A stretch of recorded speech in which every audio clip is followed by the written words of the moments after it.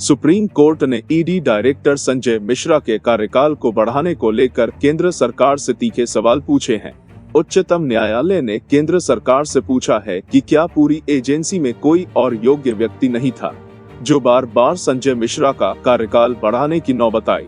Justice BR Gavai, justice Vikram Nath और justice Sanjay Karol की bench ED director Sanjay Mishra को मिले ताजा एक्सटेंशन को चुनौती देने वाली याचिकाओं पर सुनवाई कर रही थी।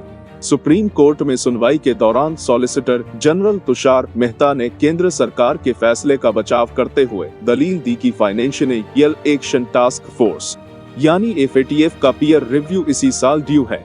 ऐसे में लीडरशिप में स्थायित्व जरूरी था। FATF एक ग्लोबल मनी लॉन्ड्रिंग और terrorist funding watch dog agency है जो कई पैरामीटर्स पर तमाम देशों का आकलन करती है। सॉलिसिटर जनरल तुषार मेहता ने कहा कि FATF के नियमों के मुताबिक इस बार भारत का भी आकलन होना है जो 10 साल बाद हो रहा है। सॉलिसिटर जनरल तुषार मेहता ने यह दलील भी दी कि FATF के आकलन के आधार पर ही तमाम मुल्कों को वर्ल्ड बैंक या एशियन डेवलपमेंट बैंक जैसी संस्थाओं से फंड वगैरह मिलता है और FATF की रेटिंग का स्टॉक और शेयर मार्केट पर भी असर होता है। उन्होंने कहा कि FATF का पीयर रिव्यू 2019 में होना था लेकिन कोरोना वायरस की वजह से नहीं पाया और 2023 तक खिंच गया। संजय मिश्रा का कार्यकाल बढ़ाने के पीछे यह एक प्रमुख वजह थी। SG तुषार मेहता ने कहा कि इसके पीछे मकसद यह था कि किसी नए व्यक्ति को पीयर रिव्यू के दौरान बातचीत की प्रक्रिया में शामिल न होना पड़े क्योंकि उन्हें बैकग्राउंड नहीं पता है।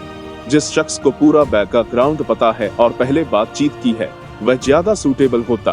हालांकि सॉलिसिटर तुषार मेहता की इस बात से जस्टिस गवई संतुष्ट नहीं दिखे।